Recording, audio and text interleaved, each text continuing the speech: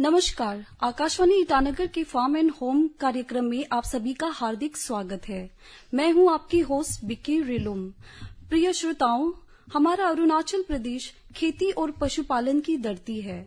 यहाँ का हर घर किसी न किसी रूप में प्रकृति से जुड़ा हुआ है। लेकिन बदलते वक्त के साथ क्या हम अपनी खेती और पशुपालन के तरीकों को बदल रहे हैं? तो चलिए आज हम एक ऐसे विषय पर चर्चा करेंगे जो हमारे किसान भाइयों के लिए मुनाफा का सौदा साबित हो सकता है। आज का हमारा टॉपिक है pig farming and its prospects in Arunachal Pradesh. आज के प्रोग्राम में हम जानेंगे कि कैसे बेटर फार्मिंग प्रैक्टिसेस और साइंटिफिक अप्रोच के थ्रू पिग फार्मिंग को और ज्यादा प्रॉफिटेबल और सस्टेनेबल बनाया जा सकता है। इस विषय पर गहराई से जानकारी देने के लिए आज हमारे स्टूडियो में मौजूद है एक बहुत ही विशेष मेहमान डॉक्टर डोनी जिनी जी। डॉक्टर साहब ICAR बसार में सीनियर साइंटिस्ट है और लाइवस्टॉक डेवलपमेंट के क्षेत्र में उनका बरसों का अनुभव है। डॉक्टर साहब, आकाशवाणी ईटानगर में आपका स्वागत है। सवाल जवाब शुरू करने से पहले मैं चाहती हूँ कि आप हमारे श्रोताओं को अपने काम के बारे में थोड़ा बताएं।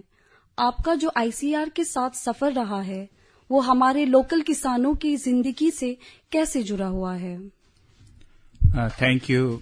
आज के जो एंकर है बिरुलम जी मैडम, आकाशवाणी ईटानगर जो मुझे मौका दिया गया है, आज का विषय जो सबसे इम्पोर्टेंट है वो है सुकर पालन, जो है पिग फार्मिंग। तो मैं थोड़ा सा मेरे बारे में बताना चाहूंगा। मैं बेसिकली डॉक्टर डोनी जी ने हूँ। मैं काफी ICAR बसार में एट प्रेजेंट सीनियर साइंटिस्ट हूँ और वहां के हेड एक्टिंग हूँ। तो लाइफ स्टॉक इन पर्टिकुलर कहा जाए तो जिसमें आता है गाय, सूअर, मुर्गी, बकरा पालन के हम काफी 10-15 साल से हमारे रिसर्च फार्म में काफी R&D कर रहे हैं, रिसर्च एंड डेवलपमेंट कर रहे हैं। तो हमने काफी कुछ टेक्नोलॉजी डेवलप किया गया है जो किसान भाइयों बहनों और पर्टिकुलरली हमारा अरुणाचल प्रदेश के किसान भाइयों के लिए लाभदायक हो। तो आज के जो विषय टॉपिक है, मैं आपको जितना इन्फॉर्मेशन आपको मैं दे सकूंगा वो स्पेसिफिक कहा जाए तो सुकर पालन जो है पिग फार्मिंग के बारे में मैं आपको बता दूंगा। डॉक्टर साहब, मेरा पहला सवाल रहेगा, अरुणाचल प्रदेश में पिग फार्मिंग हमारी कल्चर और इकोनॉमी के लिए कितनी इम्पोर्टेंट है? जी मैडम, जो पहला आपने मुझे क्वेश्चन किया है, सवाल किया है, तो ये पिग फार्मिंग या सुकर पालन ये बहुत इम्पोर्टेंट रोल प्ले करता है। जैसे आप जानते हैं कि अरुणाचल में मेजॉरिटी पॉपुलेशन ट्राइबल होते हैं, चाहे जो भी ट्राइब्स के होते हैं, तो सूअर का काफी इम्पोर्टेंट रोल होता है। In terms of socio culture में कहूंगा तो जितना भी अब रिचुअल्स होते हैं, पूजा पाठ कहते हैं जी। जैसे कि शादी हो गया, कोई बीमार हो गया या जो भी इवेंट्स होते हैं, तो सूअर पालन यही चीज, सूअर को हम सेक्रीफाइस करना पड़ता है। तो ये एक बहुत बड़ा रोल होता है। दूसरी बात आप जिसमें बोला हूं, जैसे कि कल्चरल व्यू पॉइंट से, जैसे कि पहले जमाने में जो हमारा फोक टेल्स अभी भी करते हैं, जब बीमार होते हैं तो हम लोग लोकल न्यूबू बोलते हैं, उसमें क्या करते हैं कि कोई बीमार होने से भी पिग को स्लॉटर कर उसके लीवर को देख के वो लोग पता करते हैं कि क्या बीमारी है। इवन शादी करने से भी ऐसे यूज करते हैं। और एक कल्चर ही हो कि हमें सूअर को जब भी देते हैं, सूअर देना हमारा कस्टम्स ट्रेडिशन में इंटैक्ट हो गया, तो इसलिए सूअर पालन हम छोड़ नहीं सकते, हमारे इनबिल्ट सिस्टम है। तो रहा दूसरा सवाल इकोनॉमी का, तो आप देखेंगे सूअर का क्या इंपॉर्टेंस है।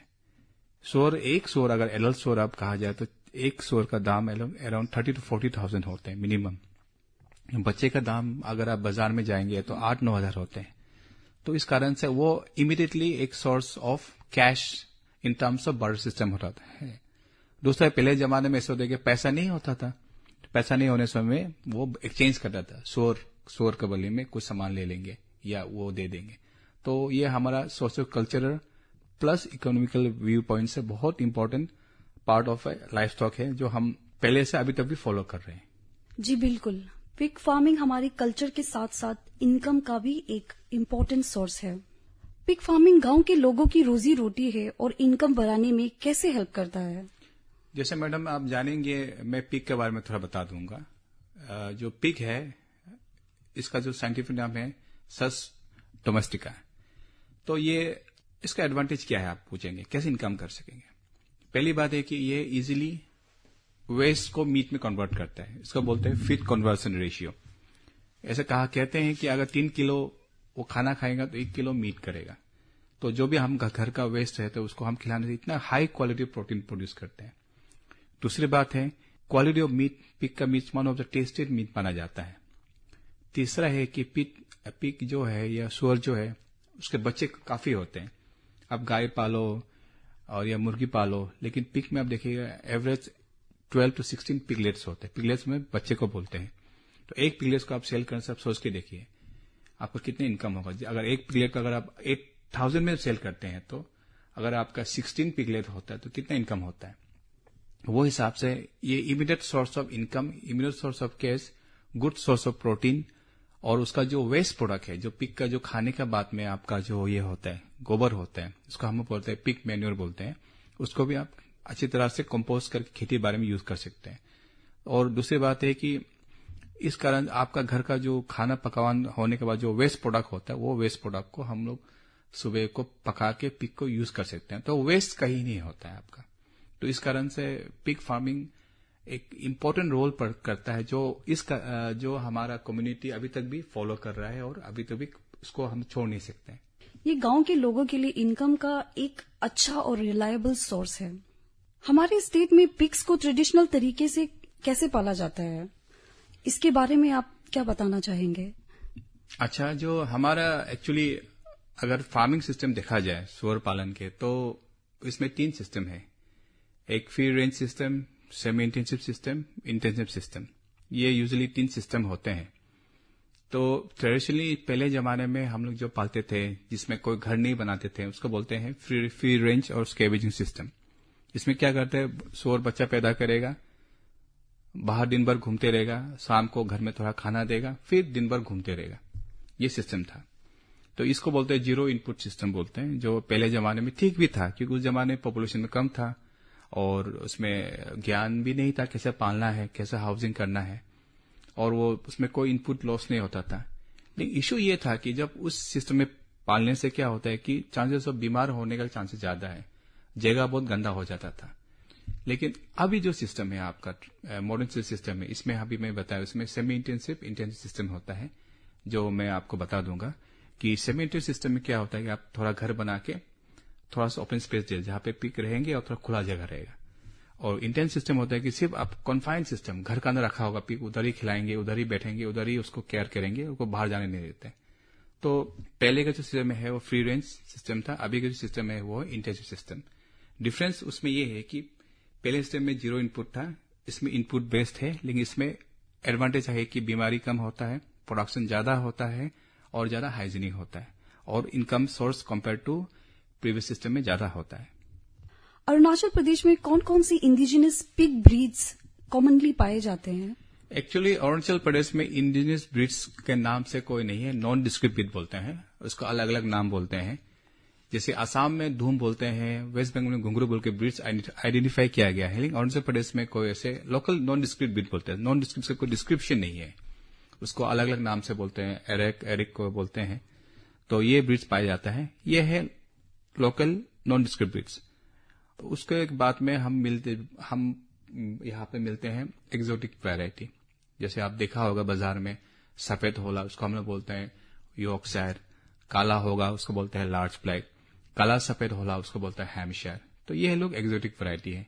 तो अभी तक अरुणाचल प्रदेश में कोई लोकल ब्रीड्स बोल के नॉन डिस्क्रिप्ट यहाँ पाया जाता है, तो एक्सोटिक ब्रीड यहाँ ज्यादा पाया जाता है। यहाँ पर क्या local pig breeds exotic breeds के कंपेयर में यहाँ के क्लाइमेट जैसे कि ईटानगर या फिर पासीघाट में क्या सरवाइव कर पाएंगे? ऑब्वियसली लोकल ब्रीड्स को जहाँ पे दे आर क्वाइट रेजिलियंस मतलब कहना है कि वो हर जगह एडॉप्ट कर सकते हैं। जब से जन्म हुआ है वही का खान, वही का हवा, वही का पीना खा के वो स्ट्रांग होता है हर जगह, लोकल जो भी वैरायटी होता है।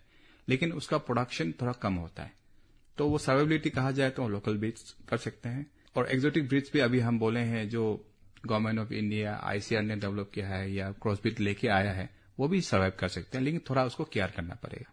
ये जानना फार्मर्स के लिए काफी यूजफुल रहेगा।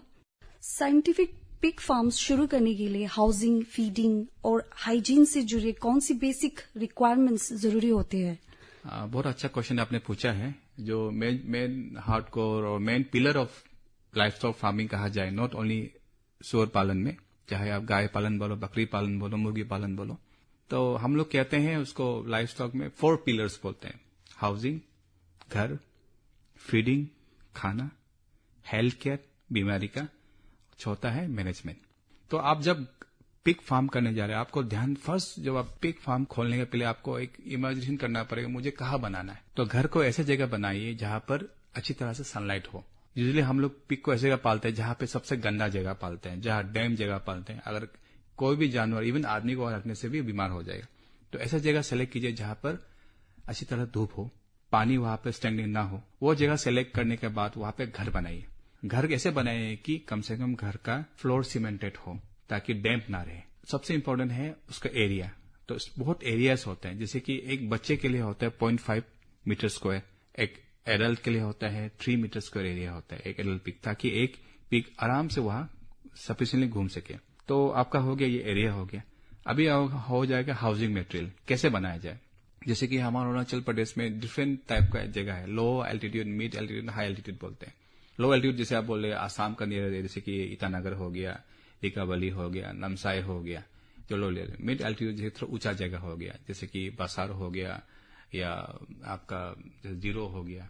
हाई एल्टीट्यूड जैसे कि वो मेचुका हो गया, तवांग हो गया। तो हर जगह के अलग अलग हाउसिंग सिस्टम होते हैं। उसका जो वॉल होना है, वॉल आप जिसे भी यूज कर सकते हैं। अगर आपको जो बहुत पैसा वाला किसान भाइयों बहनों है वो सीमेंट बना सकते हैं।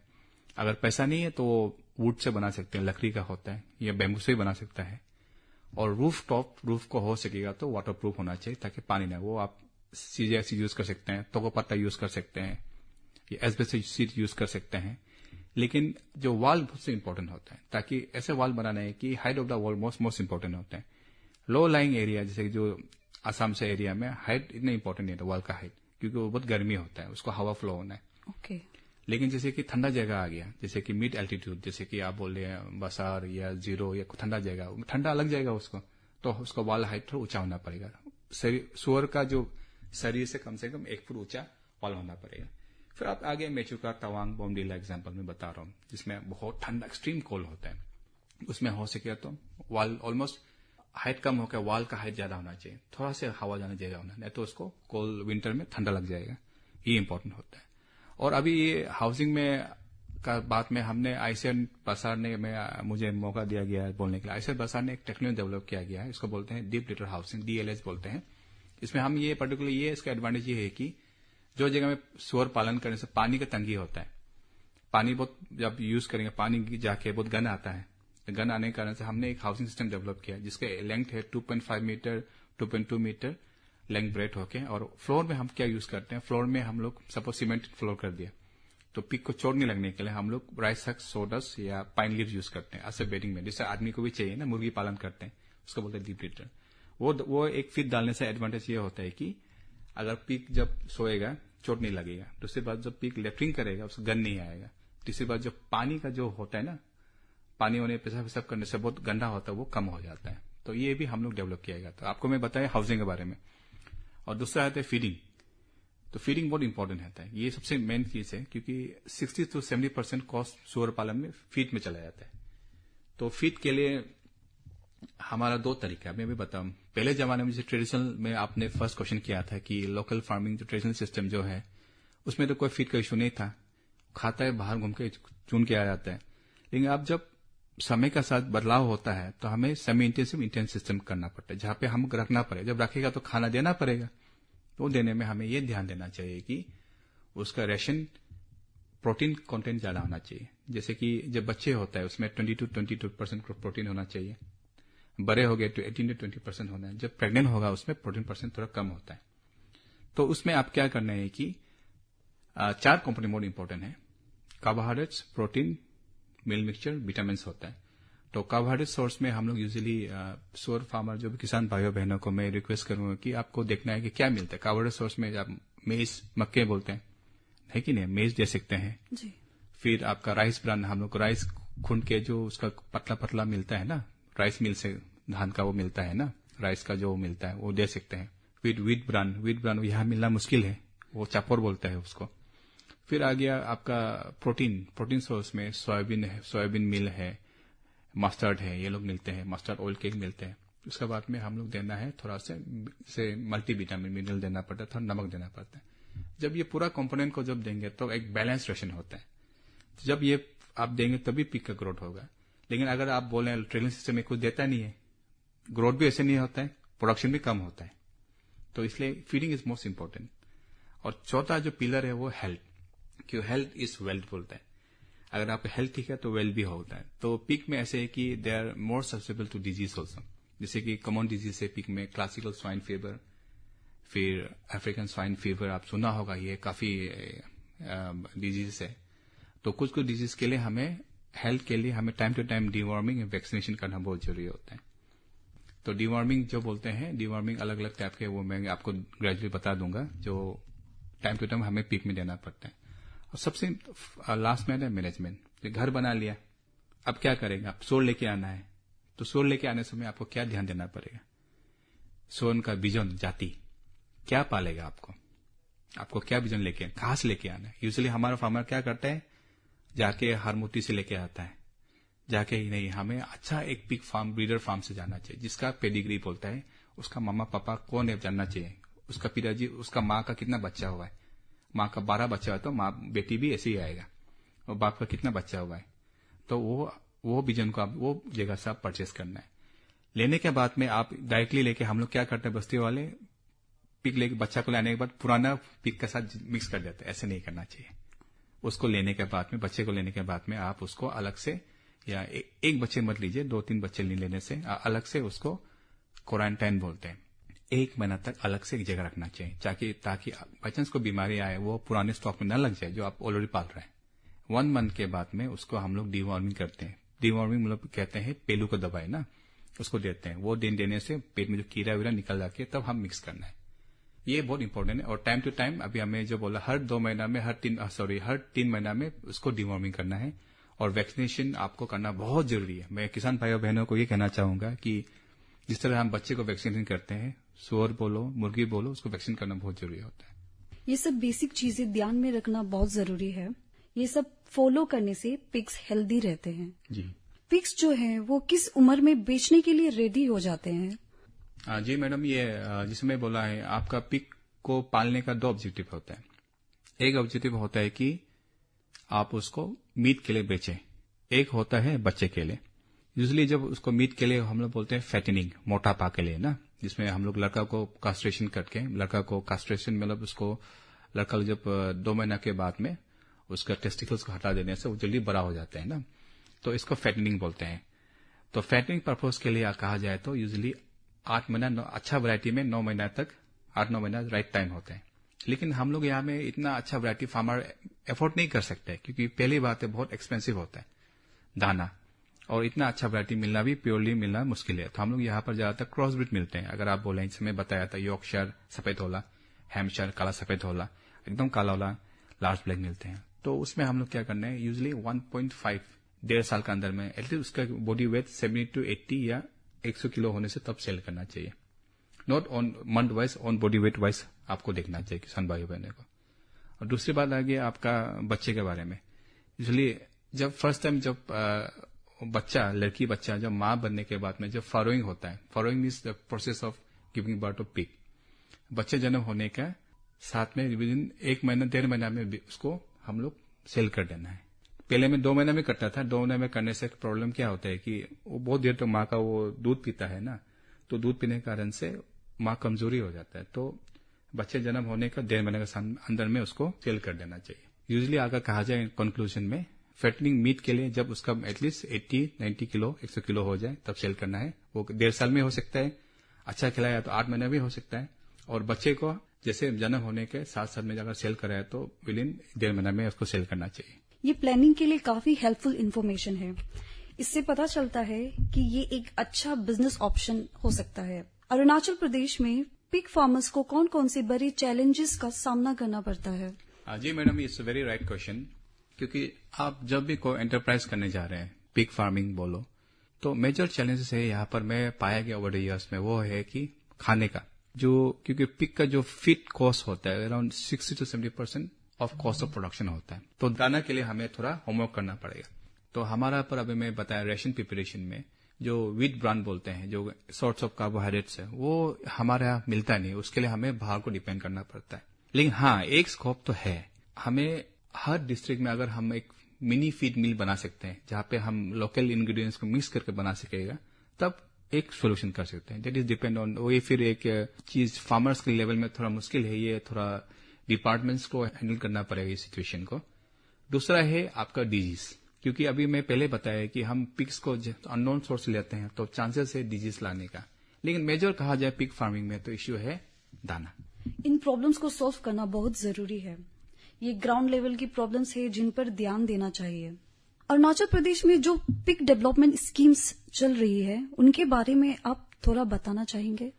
जी मैडम, जैसे कि फिलहाल आईसीआर बासार में तो कोई पिग डेवलपमेंट स्कीम्स हमारा होता नहीं है, लेकिन गवर्नमेंट ऑफ अरुणाचल प्रदेश में आत्मनिर्भर पशुपालन योजना आई थिंक वो है, जिसमें पिगरी, डेयरी, पोल्ट्री में अब सब्सिडी दिया जाता है गवर्नमेंट ऑफ अरुणाचल प्रदेश, जिसमें मेरे ख्याल से 40% बैंक सब्सिडी दिया जाता है, 40% डिपार्टमेंट दिया जाता है, 10% उस किसानों को लेना पड़ता है, जिसमें वो फार्मर एक किसान होना चाहिए, सेल्फ हेल्प ग्रुप होना चाहिए, फार्मर इंटरेस्ट ग्रुप होना चाहिए। क्या करना है कि वो अपना डीपीआर स्टेट गवर्नमेंट से बना के सबमिट करना पड़ता है। तो इस ढंग से किसान फार्मर को government Arunachal Pradesh under that योजना में काफी हेल्प किया जाता है। अफ्रीकन स्वाइन फीवर जैसे डिजीज आउटब्रेक्स कितने सीरियस होते हैं और इन्हें कैसे प्रिवेंट किया जा सकता है? जी मैडम, पिग्स में सिर्फ अफ्रीकन स्वाइन फीवर नहीं, काफी बहुत डिजीज भी होते हैं। मैं आज थोड़ा आपको मैं कहना चाहूंगा। पिग्स में बैक्टीरियल डिजीज होते हैं, वायरल डिजीज होते हैं, पैरासिट डिजीज होते हैं।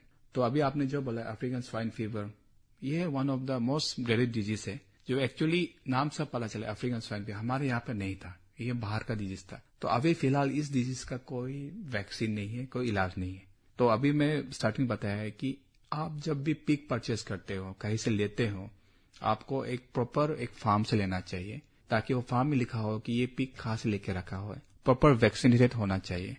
अगर ऐसा नहीं होने से अगर वो डिजीज में ऑलरेडी वो अफ्रीकन स्वाइन फीवर का वायरस घुसा हुआ है, तब ये अगर आप लेके आया तो आपका बाकी पिग भी कंटामिनेशन हो जाएगा, डिजीज हो जाएगा।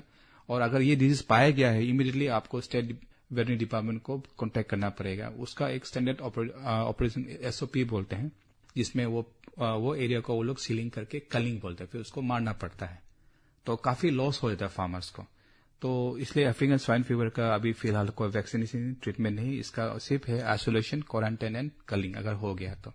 लेकिन बाकी डिजीज है जैसे कि क्लासिकल स्वाइन फीवर, सीएसएफ बोलते हैं, क्लासिकल स्वाइन फीवर, इसको सिंपल में कहा जाएगा स्वाइन फीवर, उसका हमारा वैक्सीनेशन होता है और ये अवेलेबल है।